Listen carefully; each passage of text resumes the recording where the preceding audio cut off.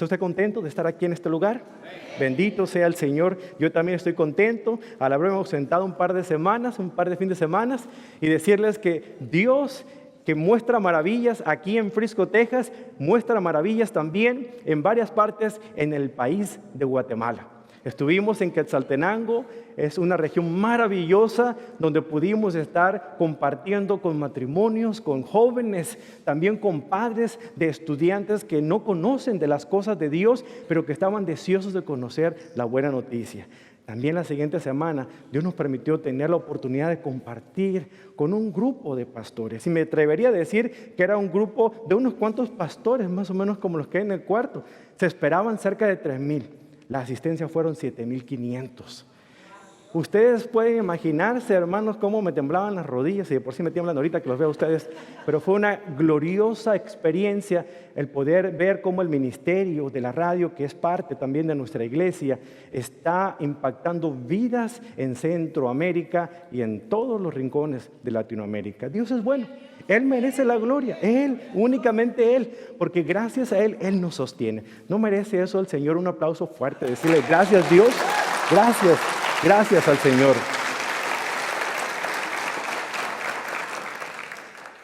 Y aunque era numerosa la audiencia, hermanos, se podía sentir de una manera muy particular la presencia del Señor, porque había una necesidad. El mensaje que el Señor compartió en ese día a través de los labios pecadores de quien les habla fue un bálsamo, un refresco en la vida de esos pastores, y lo fue para mí también. Poder ver cómo el Señor se manifiesta en sus vidas y saber, Padre, que aún como somos nosotros de pecadores, el Señor quiere usarnos. Pero no nos debe impresionar el hecho de que sean tantos quienes escuchan el mensaje del Señor, porque Dios se caracteriza en dar a conocer su plan maravilloso a un solo oído que lo quiere escuchar. Y si usted viene preparado para escuchar la palabra de Dios en este día, le tengo buenas noticias, porque Dios tiene algo muy especial para usted y para mí. ¿Está listo? Abramos la palabra del Señor precisamente en el libro de los Hechos, el libro de historia del Nuevo Testamento, el libro de los Hechos. Y ustedes van a darse cuenta que a partir de este día muchas cosas van a ser diferentes a la hora de estar viniendo juntos a adorar el nombre del Señor. Y hoy comenzamos precisamente una serie que nos va a ayudar a enfocar nuestra mirada un poquito de dónde venimos y hacia dónde el Señor quiere llevarnos. El resultado de estas conversaciones con ustedes ha sido un esfuerzo de casi 6 meses de orar, de platicar, de escribir, de borrar, de tachar, de volver a escribir, de volver a borrar, de volver a tachar, hasta percibir cuál es la dirección de Dios para nuestra iglesia, para su iglesia, porque Dios quiere hacer algo grande en medio de esta iglesia. ¿Lo cree usted? Dios quiere usarte a ti, hermano, para hacer algo grande en el lugar donde tú vives. Dios quiere usarnos como familia para poder ser un faro de luz donde muchos puedan ver esa luz y acercarse a nadie más que a Cristo Jesús. Y prepárese, hermanos, porque lo que va a empezar a ocurrir a partir de este día, usted no lo va a creer. Lo creerá porque lo verá, pero como Tomás, porque se esperó a verlo para creerlo. Déjenme decirles que necesitamos los ojos de la fe.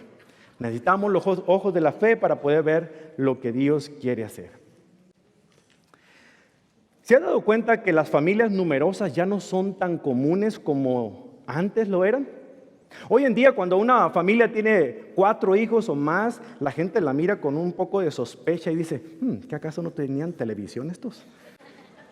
Pero si nosotros nos ponemos a pensar en el tiempo de nuestros padres o de nuestros abuelos, cuando tenían muchos hijos, no sé, más de 10. Yo sé que aquí en la congregación hay familias, porque los conozco, que tienen más de 10.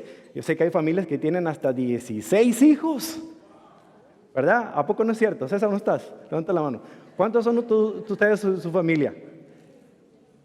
¿14 nomás? No, son muchos. Son 17 por ahí. Pero lo cierto es que sale de nuestro entendimiento el imaginarnos lo que puede ser una familia numerosa. Es más, las familias modernas, las parejas que están recién casadas, que están planeando tener hijos, están pensando en tener 1 o 2 quizá, porque quieren darle tiempo de calidad a sus hijos. Y ese mito de la calidad muchas veces nos pone a nosotros en un predicamento, porque si nuestros padres o nuestros abuelos hubieran pensado en tener calidad y no cantidad, muchos de nosotros no estuviéramos aquí. Porque no sé usted, pero yo soy el sexto de 6 hijos, ¿verdad? El más pequeño, de tamaño y de edad. Pero es curioso que las familias grandes tienen sus ventajas y desventajas. Por ejemplo, las desventajas de una familia grande son que los padres tienen ahora que gastar mucho más dinero para poder sacar adelante a esos chamacos, a esos niños, a esos patojos, como dicen los guatemaltecos, ¿verdad? Pero también el tiempo personal de ellos se acaba porque ahora tiene que dedicarse en esos hijos. Hay desventajas porque ahora surgen muchas situaciones y conflictos porque ya la economía no alcanza ni da para tanto.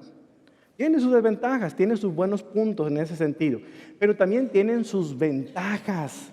Porque una familia numerosa nos ayuda a nosotros a darnos cuenta de que tanto para los padres como para los hijos hay algo interesante. Por ejemplo, para los hijos, ellos se vuelven más autosuficientes. Claro, como no se les puede dedicar tanto tiempo a ellos, se las tienen que arreglar para resolver los problemas ellos solos. Porque de aquí a que le llegue la ayuda de papá, mamá, pues ahí le toca el turno, ¿verdad? También ellos se hacen más sociables, es decir, compartir la recámara con otro de los hermanos o de las hermanas, dependiendo si son puras niñas, pues hace que de alguna manera, inevitablemente, haya ese acercamiento y haya esa conversación. Se vuelven más sociables. Otra ventaja es que trabajan más en equipo. Hay tantas cosas que hacer, tantos pañales que lavar, tantas cosas que cocinar, ¿verdad? Que ahora tienen que distribuir tareas entre ellos y aprenden, aunque no quieran, a regañadientes a trabajar más en equipo. Finalmente se vuelven más solidarios, se vuelven más compartidos, es decir, menos egoístas. ¿Por qué? Porque como saben que el dinero y los objetos son pocos y la familia es grande, se tienen que preparar a compartir sin renegar. Y si reniegan, pues se aguantan. Al rato se lo quitan a la fuerza el juguete y se lo dan al otro, ¿verdad? Para que sigan jugando. O sea, tiene sus ventajas y desventajas. Pero viéndola bien, analizando un poquito este aspecto, hay algo maravilloso en una familia grande. No sé si usted ha escuchado hablar de Samuel y Susana Wesley. El apellido Wesley le suena. Ellos tuvieron 19 hijos. Entre los últimos hijos le nacieron 2. Uno llamado Juan y el otro llamado Carlos. Juan Wesley y Carlos Wesley. Ellos son conocidos no solamente porque ellos formaron todo lo que es nuestra himnología, es decir, compusieron muchos de los himnos que se cantan en las iglesias conservadoras de nuestro tiempo y del siglo pasado, pero también le dieron forma a lo que era la teología de Inglaterra y de nuestro tiempo también. El movimiento metodista surgió a raíz de todas las cosas que ellos lograron hacer. Aunque ellos no querían específicamente formar una denominación, lo que deseaban era establecer un método de cómo estudiar la Biblia para que pudiéramos entenderla como Dios la ha querido dar a conocer. Bueno, cuando yo escuché de los Wesley, pensaba, qué interesante, 19 hijos. Formaron todo el campo de béisbol, o sea, el equipo contrario y el equipo que está al bat. Y hasta le sobró uno para el umpire. No, hombre, buenísimo, ¿eh? Así es que usted sabrá si quiere tener 19 hijos y le gusta el béisbol, ya no necesita ir a ver muchos partidos, ¿verdad? Lo puede tener en casa. Lo cierto es que, así como hay ventajas y hay desventajas en una familia grande, la iglesia también tiene ventajas y desventajas cuando está creciendo. La iglesia también experimenta esas situaciones. Cuando la iglesia es pequeña, se ve más como un grupito donde uno va y se reúne con la familia. El pastor puede estar en la iglesia, de todos los miembros de la iglesia, una vez a la semana, porque nomás son 7.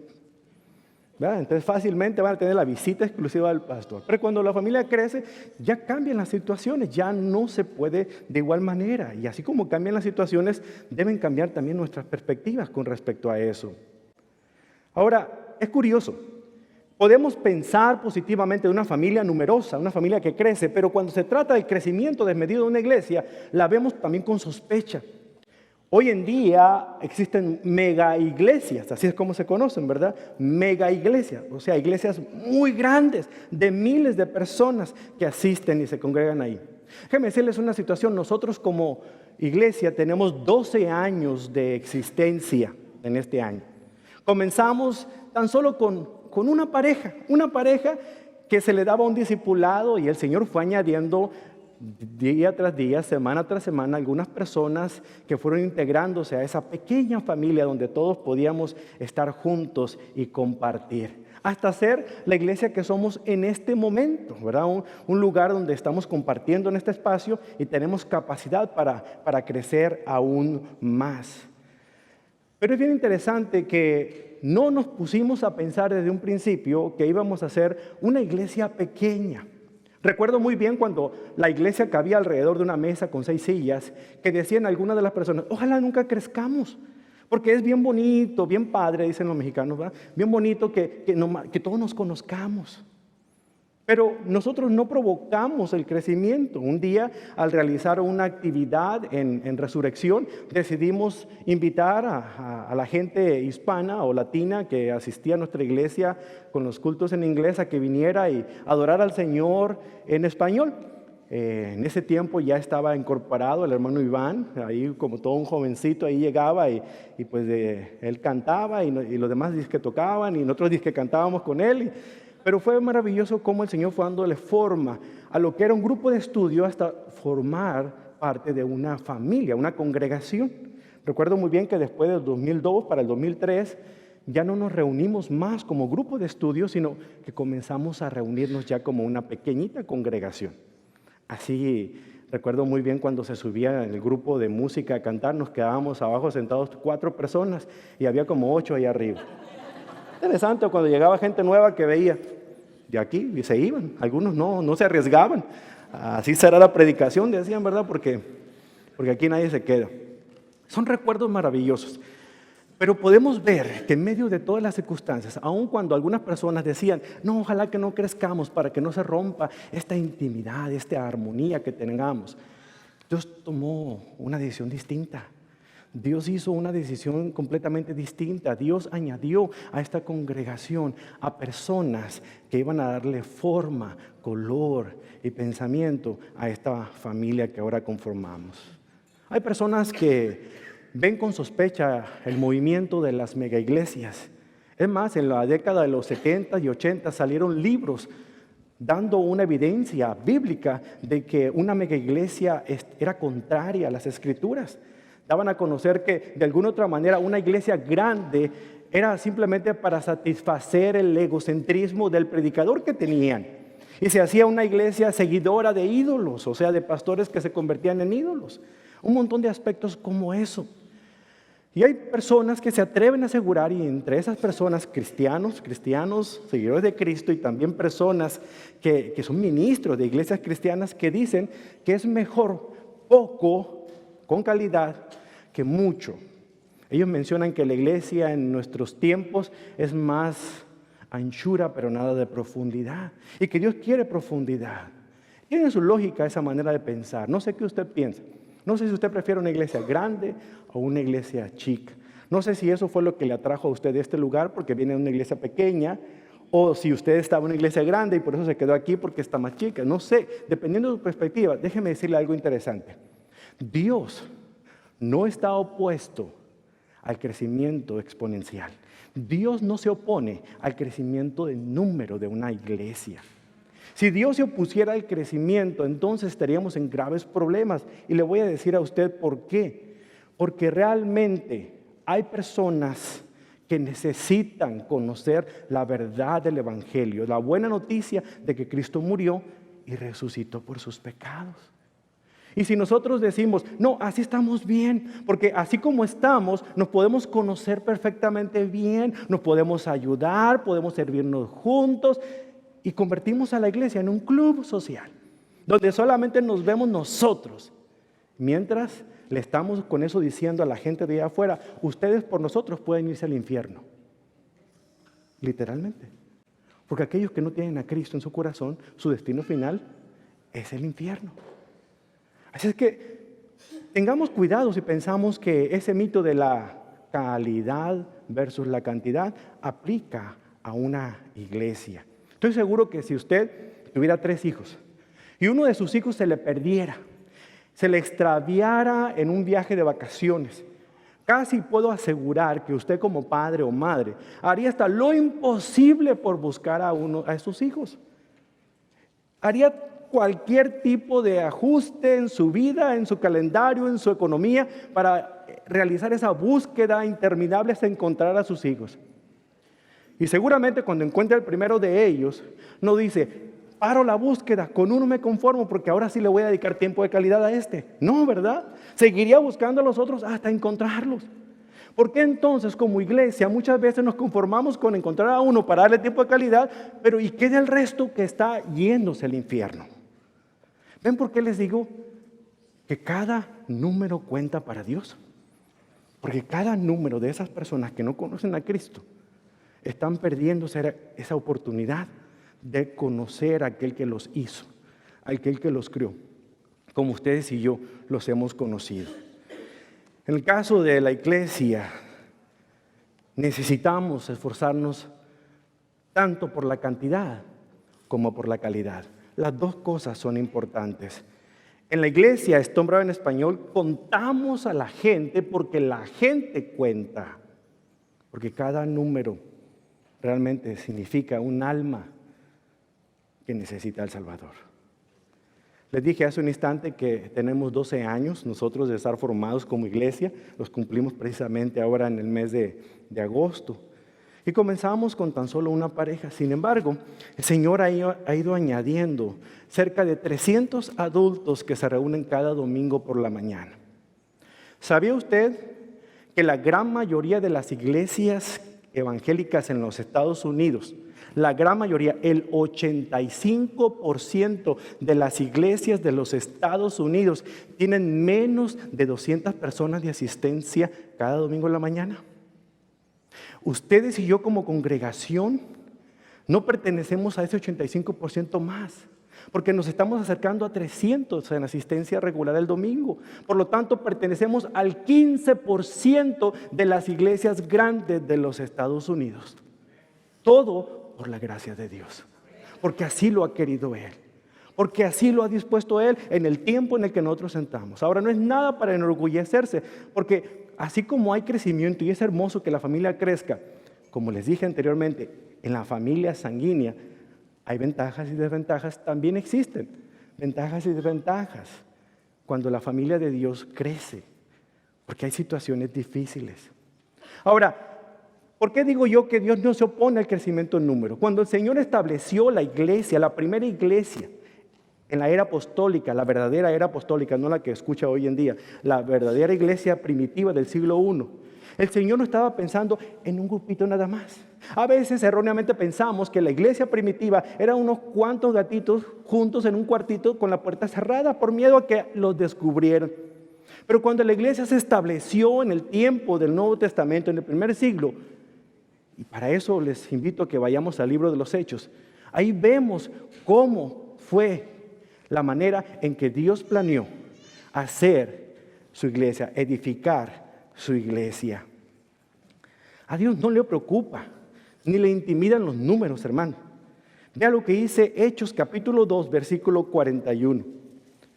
Ahí leemos que después del primer sermón que el apóstol Pedro pronunció, el primero de los sermones que pronunció, después de que lo había negado, después de que el Señor lo había perdonado, después de que Cristo había ascendido al cielo, después del día de Pentecostés, cuando el Señor cumplió la promesa de enviar al Espíritu Santo, y ellos comenzaron a testificar en los idiomas de las personas que estaban ahí reunidas, Pedro decidió testificar, hablar, predicar acerca de Jesucristo. Y cuando terminó de predicar, vea usted lo que ocurrió en este lugar. El versículo 41 del capítulo 2 del libro de Hechos dice: los que creyeron lo que Pedro dijo fueron bautizados y sumados a la iglesia en ese mismo día como 3,000 en total. ¿Acaso Dios se opone al número? ¿Se opone al crecimiento exponencial de su iglesia? No, aquí lo vemos. ¿Puede usted imaginarse el trabajo que esto requeriría? Imagínese, una iglesia que no tenía pastor, que no tenía ni el Nuevo Testamento completado aún. Una iglesia que no tenía clases de escuela dominical, ni siquiera guardería para los niños. ¿No es una bendición, hermanos, que tengamos guardería nosotros? ¿Se imagina 3,000 personas aquí con todo y los chamaquitos? Tremendo, ¿verdad? Bellos como los queremos, pero ellos están bien cómodos en una cunita con aire acondicionado y alguien que los cuide y les dé una tetera o una pacha.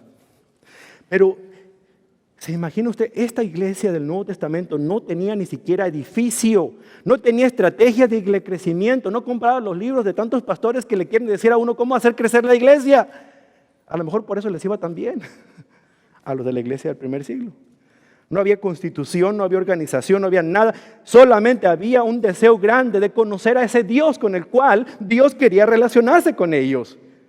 Y la predicación era directamente inspirada por el Señor, dada a conocer a aquellos que por primera vez la escuchaban. Dios no se quedó perplejo. Dios no se inmutó cuando vio que miles de personas estaban acercándose. Porque Dios se caracteriza en hablar uno a uno a través de su Espíritu Santo. Usted recuerda a Felipe cuando habló con el etíope, eran dos nada más.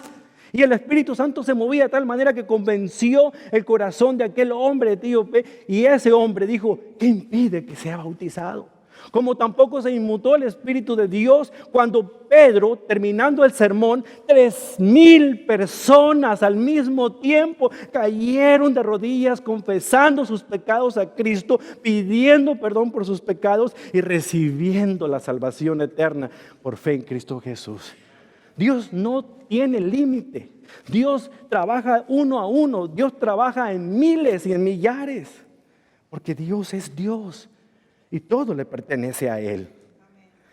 El primer día de Pentecostés, después de la resurrección de Cristo, Dios eligió comenzar su iglesia. Ahí decidió establecerla.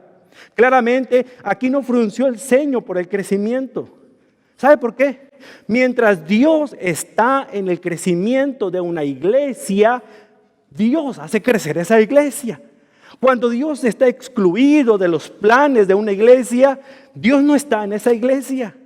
Hoy en día podemos ver cómo iglesias crecen por medio de la estrategia de los hombres y Dios no tiene nada que ver con ese crecimiento. Crecen porque ofrecen demasiado entretenimiento, porque pueden ofrecer una excelente música, traen artistas conocidos en el medio y la farándula cristiana, que así le llaman ahora, y los traen y los ponen allá, les pagan una millonada. Pero la gente que le encanta esa música, ahí está. No hay compromiso, pero llenan una banca. Y es lo que les interesa a esas iglesias, mientras depositen en el plato de la ofrenda lo necesario para pagar la luz y todo lo demás. Pero Dios no está ahí. No está ahí porque simple y sencillamente la gente basa ese crecimiento en estrategias de mercadotecnia. ¿Qué ofrecer cada semana? ¿Qué show de luces con humo pueden tener? ¿De qué manera el pastor los entretiene, los hace reír o llorar o cantar o saltar una pierna o echar polvo de oro, lo que usted quiera? De alguna otra manera, algo que atraiga a la gente y que le permita seguir. Pero si Dios no es el que inicia el crecimiento, esa iglesia podrá crecer, pero no está la bendición de Dios en ese lugar. Otra iglesia podrá ser completamente escueta y apagada y no tener absolutamente nada de presupuesto para nada atractivo, únicamente abrir la Biblia y repetirla como merolico, pero la palabra del Señor, que tiene el poder para transformar vidas, hace que la gente venga a raudales a escuchar la palabra del Señor. Ahora, no estoy diciendo que todas las iglesias grandes, Dios no tiene nada que ver con el crecimiento, lo tiene. Aquí estamos viendo el ejemplo, aquí en la iglesia primitiva. Como tampoco tiene que ver que en las iglesias chicas Dios está presente, porque a Dios no le impresiona el número. Dios quiere hacer crecer a quien Él quiere hacer crecer. Y Dios mantendrá en ese lugar estancado a quien Él quiera mantener estancado. Lo importante es saber qué tipo de iglesia el Señor está haciendo aquí en este lugar con cada uno de nosotros. Por eso necesitamos reenfocar y revisualizar qué es lo que Dios quiere hacer en esta comunidad de Frisco, Texas, al norte de Dallas. Aquí con este grupo de casi 300 personas que ya no pueden verse el uno al otro como una iglesia pequeñita donde todo el mundo se sentaba alrededor de una mesa. Tenemos que ver a dónde nos quiere llevar el Señor. Y eso es lo que estamos viendo aquí. Había crecimiento no solamente en anchura en la iglesia primitiva, pero también había crecimiento en profundidad. Vea usted el versículo 47 de Hechos 2.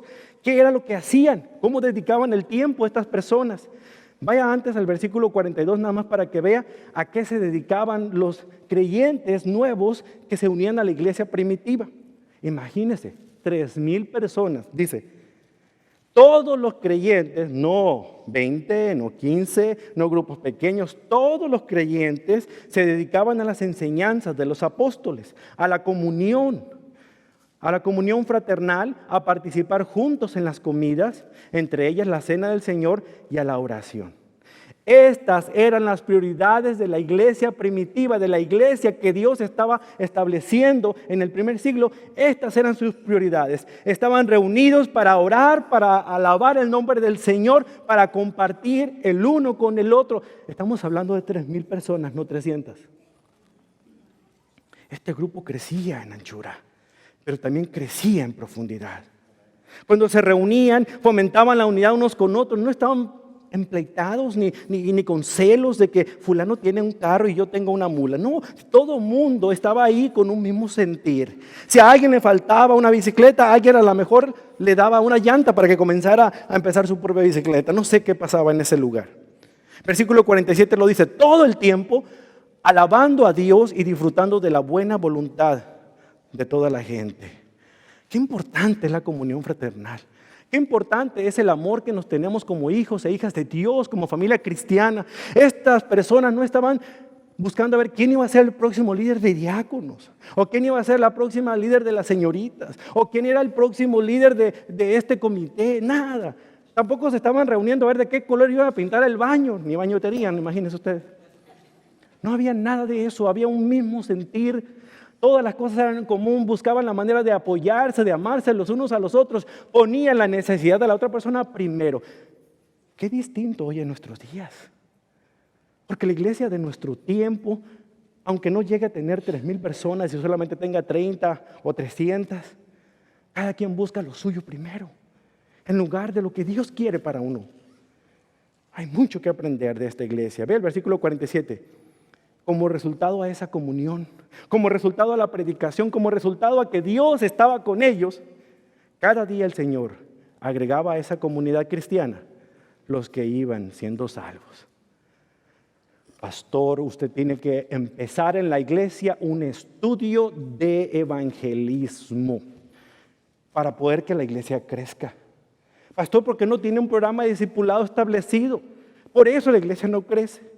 Pastor, debiera tener un programa destinado a aquellos que son drogadictos para que la gente se quede. Pastor, necesita un programa que ayude a las personas que tienen algún problema de adicción para que la gente venga y se quede. Pastor, y el pobre pastor muerto, ya. Me gustaría hacerlo como en algunas iglesias, que cada vez que usted tenga una buena idea le diga: hermano, usted ha sido designado por Dios para llevar a cabo esa idea. Entonces se acaban las buenas ideas. La gente en la congregación tiene excelentes ideas, pero carece de compromiso. Porque el día en que nosotros nos comprometamos a hacer las manos, los pies, los ojos y los labios de Cristo, entonces el mundo alrededor donde vivimos, donde trabajamos y sobre todo donde está establecida la iglesia, será totalmente diferente. Porque verán a Cristo en acción y no solamente puesto en una cruz.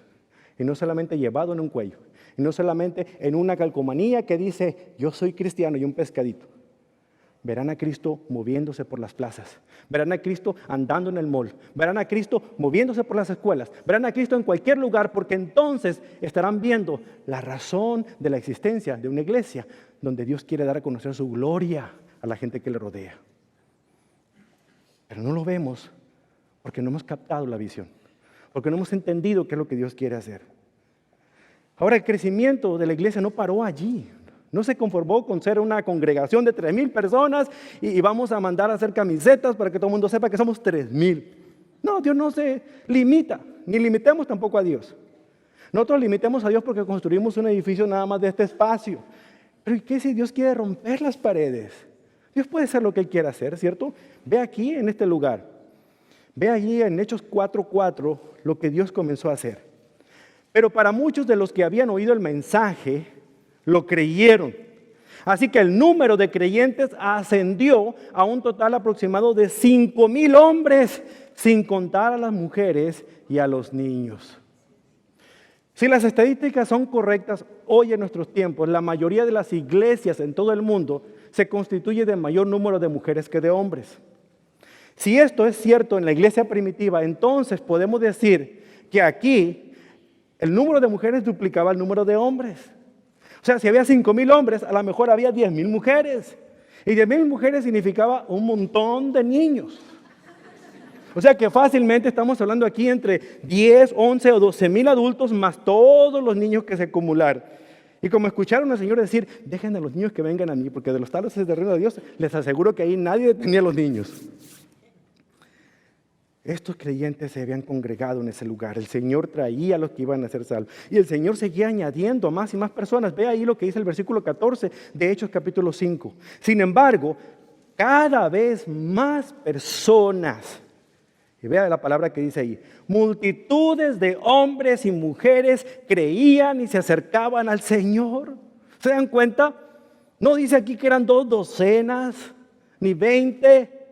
Eran multitudes. ¿Sabe usted lo que es una multitud de hombres y mujeres? ¿Ha ido usted a un estadio de fútbol? ¿Ha ido usted a un estadio de béisbol que está lleno? Esas son multitudes, 1,000, 14,000 personas en ese lugar. Así componía el número de personas la iglesia del primer siglo. Obviamente, así fue como Dios lo planeó. Podemos imaginarnos que la iglesia primitiva llegó a tener hasta, no sé, unas 20,000 personas. ¿Se imagina usted?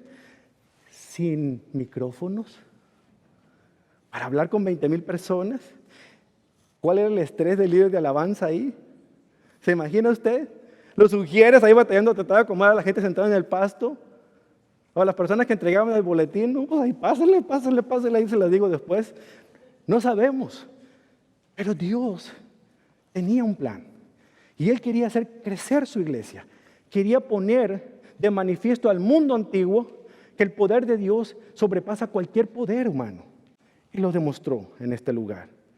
Dios siguió añadiendo y solamente usando la predicación de un apóstol que había fallado terriblemente al Señor porque lo había negado. ¿Se da cuenta? ¿Dónde estaban aquí los programas de crecimiento? ¿Dónde estaban aquí las estrategias de mercadotecnia, los volantes, los periódicos, la televisión, la radio? Nada.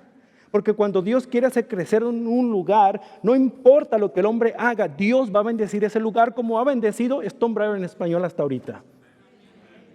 Y lo que nos falta, porque si no ha crecido más, ahí sí, se los digo, es porque nosotros no hemos entendido lo que significa estar sembrados en este lugar y ser usados por Dios para que Él siga impactando a este mundo. Hermano, no le tenga miedo al tamaño de la iglesia. Cuando Dios provoca este tipo de crecimiento, es una congregación como esta, abracémosla. Él se encargará de los detalles. Usted y yo amemos a la gente, oremos por la gente, abramos los brazos para recibirles. ¿Y qué pasó?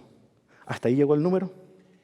Hechos 11:21 dice, el poder del Señor estaba con ellos y un gran número de estos gentiles creyó y se convirtió al Señor. En un principio se predicaba el evangelio únicamente a los judíos, pero ahora estaba llegando a más personas que no eran judías, a otras razas, a otro tipo de personas que muchas veces los judíos creían que únicamente el evangelio era predicado para ellos, pero no se extendió mucho más allá. Y el versículo 24 concluye diciendo, y mucha gente llegó al Señor. Dios comenzó a edificar su iglesia a una velocidad que haría que nos mareáramos, hermanos. Piense usted que los líderes de esta iglesia primitiva únicamente se quedaron sentados en una piedra cruzados de brazos para ver cuánta gente llegaba. ¿Piensan ustedes que ellos nomás disfrutaban y pasaban la canasta de las ofrendas nada más? El crecimiento de la iglesia primitiva, así como el crecimiento de cualquier familia consanguínea, también tiene sus desventajas y sus problemas. La iglesia primitiva comenzó a tener problemas. Ahorita solamente he leído para ustedes porciones del capítulo 2, 3 y 4 del libro de los Hechos. Pero si vamos adelante, vemos situaciones, problemas que comenzaron a ocurrir. Toda iglesia en crecimiento tiene problemas, toda. Nuestra iglesia, Stonebriar, comenzó de una manera maravillosa, con un pequeño grupo, que éramos una familia, y poco a poco fue creyendo, pero también no fuimos exentos de problemas. Hubo situaciones muy dolorosas y aquellos que han estado aquí casi estos 12 años podrán ver las situaciones difíciles que hemos vivido. Pensábamos que no íbamos a lograr llegar al siguiente año, no solamente por la economía, sino por las situaciones tensas que vivimos.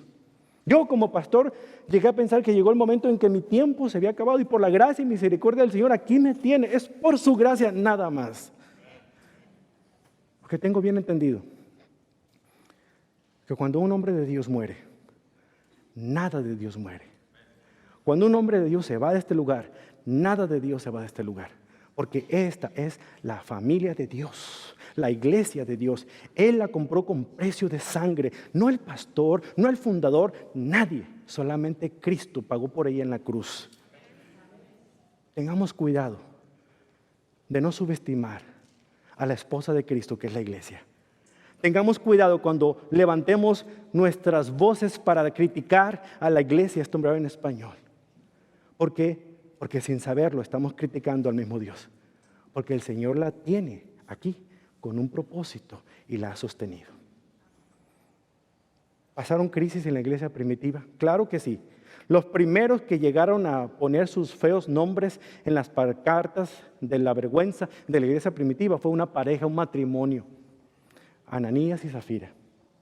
Una pareja con doble cara. Usted recuerda la historia de Ananías y Zafira, está ahí en Hechos capítulo 5, versículo 1.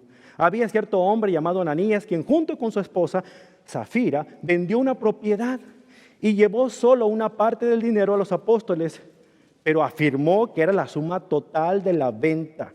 Con el consentimiento de su esposa, se quedó con el resto. O sea, nadie le había pedido a Ananías y a Zafira que vendieran propiedades y que dieran la ofrenda a la iglesia. O sea, toda la iglesia estaba vendiendo sus propiedades y las traían a los apóstoles para que administraran bien todo ese dinero recogido y que nadie pasara hambre ni necesidades en la iglesia del primer siglo. Ahora usted comprenderá por qué. Estamos hablando de 20,000 personas. Más de algunos se quedaban sin desayuno, ¿cierto? Entonces traían eso para que a nadie le faltara nada en la mesa. Pero este par de transantes, trinqueteros, como dicen en mi país, quisieron quedar bien. Y lo hipócritas que eran, vendieron una propiedad y se quedaron con el 50% y trajeron, ay, vendimos nuestra propiedad, aquí está todo el dinero. Casi es como decir, ahí está la ofrenda. O sea, veo el peso que me sobra, el dólar que me sobra, en lugar de dar el diezmo. O sea, más o menos, usted se puede identificar con eso, ¿verdad? No, ¿verdad? Usted no. No, ¿cómo? Estos, nadie les obligaba a que dieran nada, pero querían quedar bien ante la presencia de esas personas, diciendo, nosotros también cooperamos y ahí está nuestro dinero. Pero no era todo, aunque ellos aseguraron que era todo. Eran de doble cara. Y esto ocasionó problemas porque Dios exhibió su hipocresía de una manera tan radical.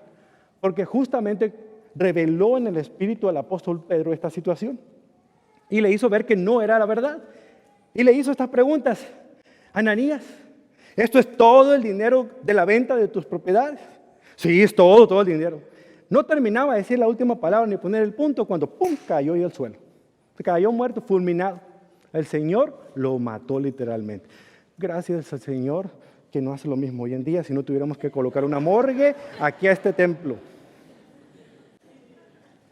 Y para acabar la verdad, como se había puesto de acuerdo con su mujer, ella por allá estaba atendiendo a las mujeres, ¿verdad? Ya el grupo de damas, que a lo mejor tenían nuestra reunión de oración. Cuando llegaron allá, ella buscando a su marido, dice, ¿no han visto a Ananías? Zafira, Ananías nos dice que ustedes entregaron el 100% del dinero de la propiedad que vendieron. ¿Es cierto? Sí, todo lo entregamos. Terminaba de hablar la mujer cuando ¡pum! Cayó ahí. No acababan de irse los jóvenes que llevaban al hombre aquel muerto cuando dijeron, ay, otra vez.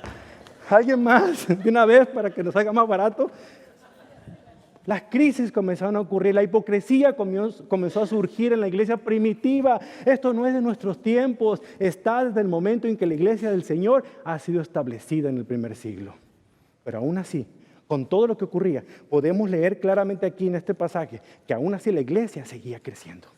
El Señor seguía estando ahí bendiciendo.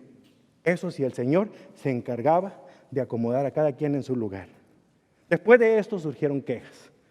Llegamos al capítulo número 6 y vemos que después de haber superado esa situación, porque este tipo de disciplina ayudó, esas 20,000 personas que estaban conformando la iglesia primitiva cuando vieron que había muerto esta pareja de mentirosos, se portaron bien, empezaron a decir, oigan, yo también vendí otras propiedades, mira, aquí está todo. Todos se pusieron, o sea, el temor Se apoderó de todos un temor reverente al Señor de que con Dios no se juega. Para mí una historia como esta no está hablando acerca de que usted tiene que dar el diezmo. ¿Sabe qué pienso yo? Para mí esta historia de Ananías y Zafira nos está diciendo a usted y a mí que Dios toma muy en serio el pecado, que con Dios no se juega. Usted me podrá engañar a mí acerca de su pecado o yo le podré engañar a usted acerca del mío, pero a Dios no le podemos engañar porque conoce lo que hay en nuestro corazón. Y tengamos cuidado porque Dios toma en serio el pecado. El pecado nos va a alcanzar. Así usted sirva en esta congregación, usted ayude de alguna otra manera al necesitado. Si usted está viviendo en pecado, tenga cuidado. Horrorosa cosa es meterse con un Dios vivo y santo. Y Dios pone a cada uno en su lugar. Tu pecado te alcanzará. Así es que es importante que lo confieses y te pongas a cuenta con el Señor este día. Hubo quejas, porque la iglesia crecía y entonces la ayuda comenzaba a limitarse. Las viudas de los griegos no estaban siendo atendidas. Dice la Escritura aquí en Hechos capítulo 6, que algunos llegaron con los apóstoles y se quejaron. Oiga, hermano, fíjese que todos los hermanos que están sirviendo le sirven primero a las viudas de los judíos, pero a nuestras mamás nadie les está dando. ¿Les suena familiar eso? Ellos nomás vienen y sirven a su gente, pero a nuestra gente no la toman en cuenta. Hacen sus grupos por allá. Entonces los apóstoles hicieron algo interesante. Convocaron a todos aquí en Hechos capítulo 6 y empezaron a decirles a ellos la situación, a toda la iglesia. Les dijeron lo siguiente, versículo 2. Nosotros los apóstoles deberíamos ocupar nuestro tiempo en enseñar la palabra de Dios y no en dirigir la distribución de alimentos. ¿Se da cuenta? Vea la forma creativa que utilizaron para solucionar el problema. No solamente exhibieron el problema, sino presentaron la opción. Dijeron, por lo tanto, hermanos, escojan a 7 hombres que sean muy respetados, que estén llenos del espíritu y de sabiduría. A ellos les daremos esa responsabilidad. Entonces nosotros, los apóstoles, podremos dedicar nuestro tiempo a la oración y a enseñar las palabras. Una iglesia en crecimiento no tiene que ser una iglesia pequeña, donde tradicionalmente el pastor hace todo. Él visita al enfermo, él visita a la persona necesitada, él va y visita al que cumple años, al que se casa, él va y todo el mundo quiere que el pastor principal esté allí. El problema con una iglesia que crece es que ya no puede ser ahí. Porque también, al igual que ustedes, el pastor tiene el tiempo mismo que tienen ustedes, 24 horas al día. Quítele las supuestamente 7, 8 horas de dormir y le quedan las mismas horas que usted tiene para trabajar. Entonces, si el pastor ha distribuido el tiempo durante la semana, significa de que para poder atender a ese cumpleaños, a ese baby shower, hasta eso también, ¿verdad? A todos los demás. Significa de que hay que quitarle tiempo a otras cosas para poder estar allá, porque no hay de otra manera. O sea, Dios hizo el tiempo, pero no el pastor. Dios es el que hizo el día de 24 horas, pero no el pastor. Él se tiene que limitar a lo que Dios ya hizo. Por lo tanto, él tiene que quitarle tiempo a otras cosas para estar ahí. Pero qué hermoso un pasaje como este que me hace respirar y saber que hay esperanza al final del túnel, de saber que delegaron responsabilidad en hombres fieles que pudieran atender las necesidades que se estaban presentando en la familia del Señor. Y es curioso porque cuando usted lee los nombres de las personas que nombraron los apóstoles en la iglesia primitiva, todos los nombres eran griegos. ¿Para qué fueron llamados? Para atender las necesidades de las viudas, de los griegos. ¿Se dan cuenta? No solamente escogieron al que tenía más tiempo en la iglesia, o al que tenía más gorda la chequera, o al que tenía más influencia, la familia más influencia. Escogieron una persona capacitada para atender las necesidades que se requerían. En la iglesia, esto en español, estamos procurando llamar a líderes capacitados para atender las necesidades que se presentan. A mí el ojo me falla a veces, se los confieso. Yo puedo ver un potencial en un líder, pero no conozco su carácter, solamente el Señor.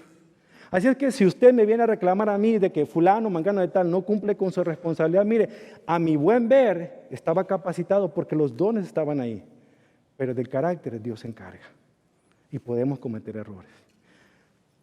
Perdón si alguno de nuestros líderes le ha ofendido a usted. Perdón si usted se ha sentido humillado por alguno de ellos. Perdón si de alguna otra manera usted pensaba que porque están sirviendo acá esas personas son cristianas y le han fallado. Perdón por eso, pero ¿sabe qué? Cada uno de nosotros le respondemos al Señor. Pero como iglesia queremos que usted nos ayude. y no se convierta en el problema, sino sea parte de la solución.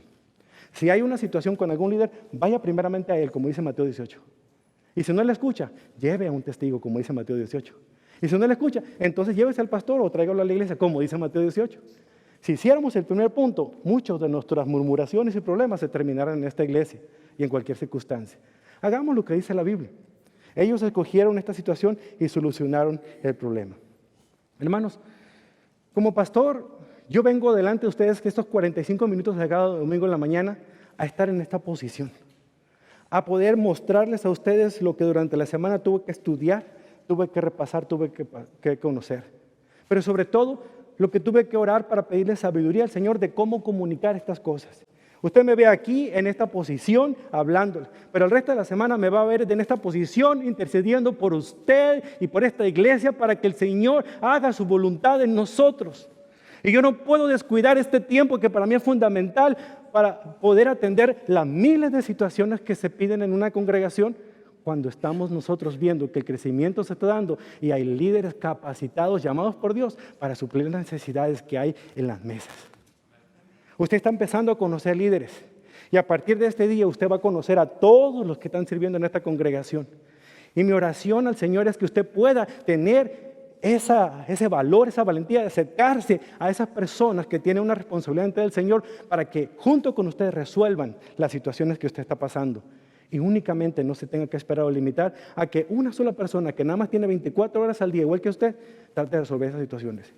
Y mire, no es queja, es prepararnos para el crecimiento. Hermanos, estoy 2 semanas fuera del fin de semana de aquí de predicar lo que más me fascina, pero nuestra iglesia ya no tiene paredes, porque nuestra iglesia se ha extendido por toda Latinoamérica y hasta Europa.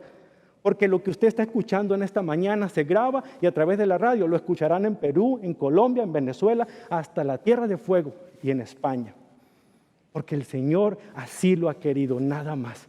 Así le ha placido al Señor bendecir a esta congregación, de tener una congregación que tenga un ministerio donde los mensajes que se escuchan acá trasciendan las fronteras y trasciendan también las barreras y los límites.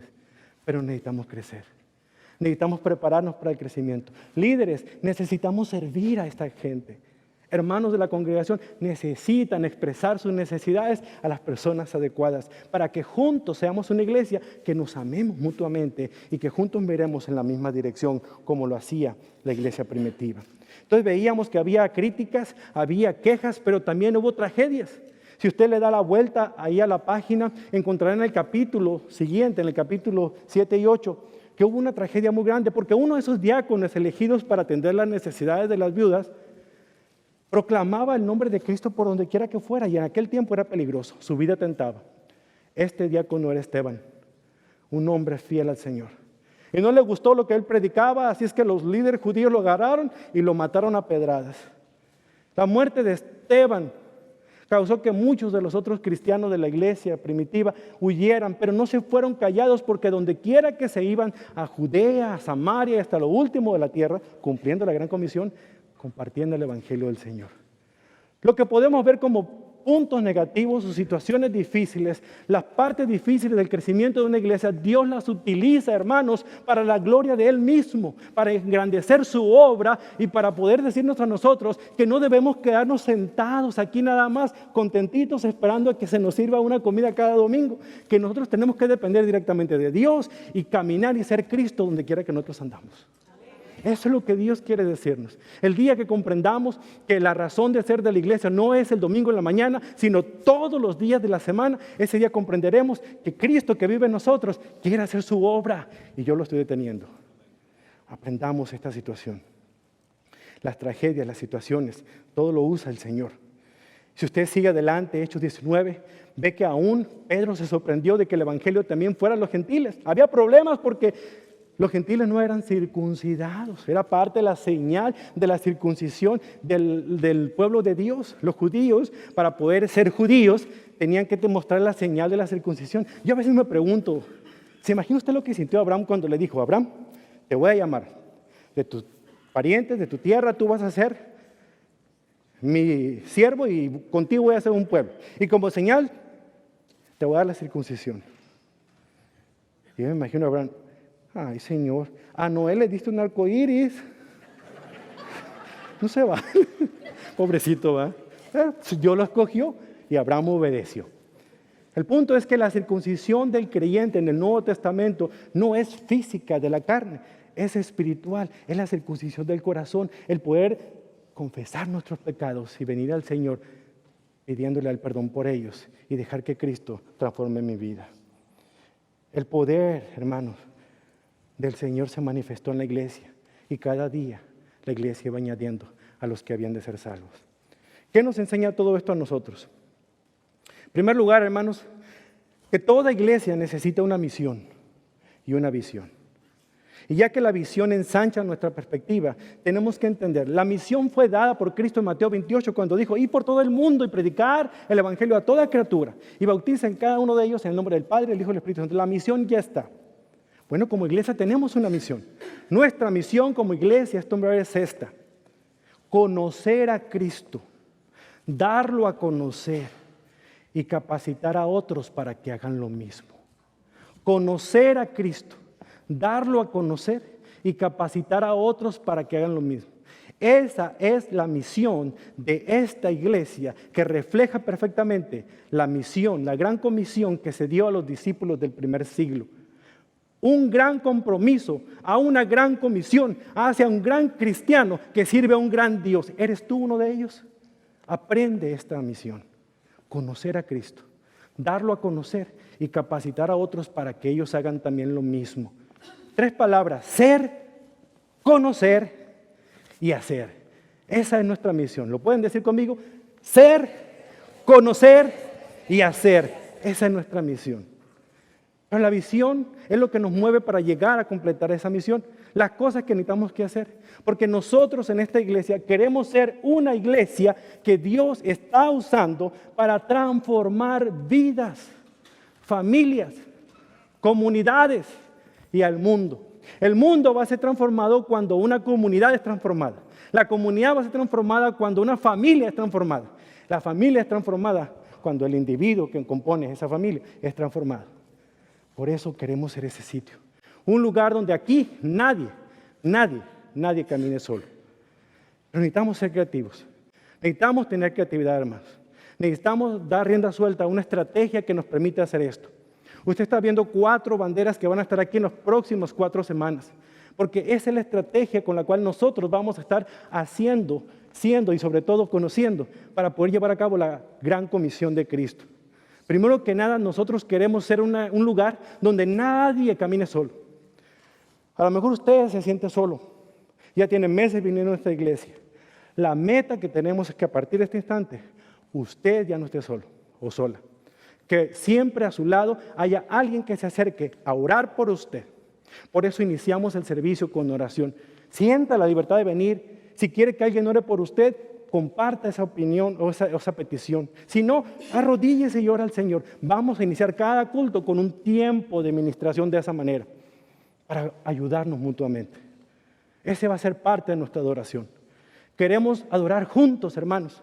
Adorar juntos no es cantar juntos. Adorar juntos es orar juntos, convivir juntos, servir juntos. Es parte de nuestra oración. Debe ser significativa. Debe ser en espíritu y en verdad. Y voy a explicarles más lo que eso significa la próxima semana. Pero también es un lugar donde aprendemos juntos. Vamos a poder aprender juntos de la Biblia cuando escuchemos un sermón, cuando escuchemos un grupo de estudio, ya sea el domingo en la mañana, o si no en los grupos de casa, en los grupos de vida juntos. Vamos a aprender juntos quién es Dios, pero vamos a aprender a relacionarnos como hermanos y hermanas que somos en Cristo. La tercera de esas estrategias es que vamos a madurar juntos.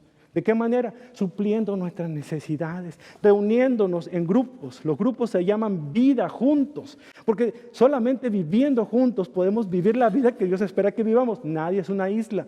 Y yo voy a explicar cada una de estas estrategias una por una para que sepa usted dónde debe estar usted, qué lugar le corresponde.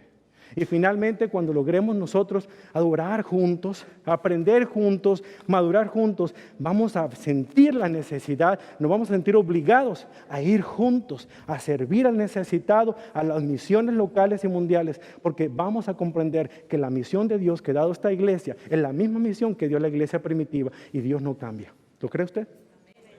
Entonces necesitamos conectarnos con el Señor. Necesitamos preguntarle al Señor quién es y necesitamos pedirle a Él que nos siga guiando, que nos siga dirigiendo. Hermanos, ya no somos una iglesia chica. Ya no tenemos menos de 100, que es lo que se considera una iglesia chica. Empecemos a comportarnos como una iglesia grande. En una familia usted no esperaría que su niño de 17 años todavía use pañales, ni ande con tetera por ahí. Con la botella a lo mejor, pero no con tetera. Usted quisiera verlo que se comportara de acuerdo a la edad que tiene. Lo que le he mencionado a usted este día no es para yo quejarme de decirle, ya no lo quiero ver. No, yo quiero poder servirle cada vez que yo ore al Señor, cada vez que interceda por usted, cada vez que interceda por esta iglesia, pero sobre todo cada vez que preparo el alimento que Dios me va a dar para compartirlo con usted, pero antes lo tengo que pasar por mi mente, por mi corazón y poder distribuir a la mesa. Pero para eso necesitamos cooperar. Líderes, los animo en el nombre del Señor, cumplan con su responsabilidad. Acepten el reto y la honrosa oportunidad que Dios le da de servirle a Él sirviendo al pueblo de Dios. Si usted no quiere o no puede o no tiene tiempo, basta con que usted nos lo diga y le relevamos esa posición, porque seguramente aquí sentados hay otros que se morirían por estar en lugar de usted y usted está deteniendo la bendición. Por lo tanto, póngase las pilas, porque hay mucho trabajo, como usted lo pudo saber este día. Hermano, hermana, usted que ya tiene años viniendo a la iglesia y todavía no ha hecho un compromiso ni de hacerse miembro, ni de servir, ni de ir a ningún estudio. De verdad, despierte. Está usted perdiéndose una gran bendición de ser instrumento del Señor para impactar otras vidas. Porque si usted adora junto con nosotros, aprende junto con nosotros, madura junto con nosotros, vamos a ir juntos para hacer ese impacto que Dios quiere hacer en la vida de su propia familia o de su comunidad. Despierte, únase a todo lo que viene y lo que está sucediendo ya en este hombre en español. A usted que está visitándonos, usted que hoy decidió venir a conocer la iglesia, usted está conociendo por primera vez lo que a muchos de los que están aquí les tomó 12 años entender. Porque nosotros tampoco sabíamos a dónde íbamos. Porque como toda iglesia que creció desproporcionalmente, como una familia donde los hijos crecen, usted ha visto adolescentes de ese tamaño, ¿verdad? Que son unos niñotes que caminan. Así creció esta iglesia, no la esperábamos. Pero con la gracia del Señor nos está dando la madurez porque nos hemos acercado a aquel que es poderoso para transformar nuestras vidas. Usted que es nuevo, usted ha conocido la visión, usted ha conocido la misión de nuestra iglesia. Le invitamos que se una a esta iglesia y se sume a lo que Dios va a hacer a partir de este día en este lugar. ¿Lo cree? ¿Por qué no le decimos al Señor lo que creemos, lo que esperamos en Él? Pónganse de pie, vamos a poner una ofrenda especial al Señor con nuestra propia vida en esa ofrenda.